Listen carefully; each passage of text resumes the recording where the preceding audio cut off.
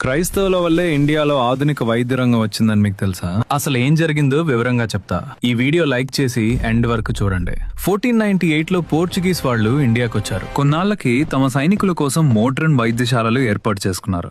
కానీ అప్పటి భారతీయ ప్రజలు నాటు వైద్యంపై ఎక్కువ ఆధారపడేవారు. అప్పటికే క్రైస్తవ మిషనరీలు ప్రజలకు తమ వంతు సహాయం చేస్తూ ఉండేవారు. ఒకరోజు రాత్రి ముగ్గురు వ్యక్తులు ఇడాస్ కడ్డర్ అనే క్రైస్తవ మిషనరీ మహిళ ఇంటికి వచ్చి తమ భార్యలు ప్రసవ వేదనల్లో ఉన్నారని తమరు సహాయం చేయాలని కోరారు. కానీ ఆమెకు వైద్యం రాదు. అలాగే ఇంకో డాక్టర్ కూడా అందుబాటులో లేరు. ఆమె నిస్సహాయురాలైంది. ఆ గర్భిణీ మహిళలు చనిపోయారు. ఈ సంఘటన ఆమెను ఎంతగానో కలిచివేయడంతో ఆమె యుఎస్ఏ వెళ్లి వైద్య విద్య అభ్యసించి తిరిగి ఇండియా వచ్చి ఆంధ్రాలోని నెల్లూరులో స్థిరపడ్డారు. 1900 సంవత్సరంలో ఒక గదిలో డిస్పెన్సరీగా వైద్యం చేయడం మొదలుపెట్టారు. ఆ రూమ్ తో ఆపకుండా ఇంకా డెవలప్ చేసి ప్రసిద్ధి చెందిన Christian medical college and hospital సిఎంసిని వెల్లూరులో స్థాపించారు. ఆ తర్వాత మహిళలకు, నర్సులకు వైద్య శిక్షణ ఇవ్వటంపై ప్రత్యేక దృష్టి పెట్టారు. అలాగే డాక్టర్ క్లారా స్వైన్ అనే పోర్చుగీస్ మిషనరీ మహిళ ఉత్తర భారతదేశంలో ముఖ్యంగా బరేలీలో మహిళల కోసం ప్రత్యేకంగా వైద్య సేవలు ప్రారంభించారు. ఆసియాలో మహిళల కోసం మొట్టమొదటి వైద్యశాలను స్థాపించిన ఘనత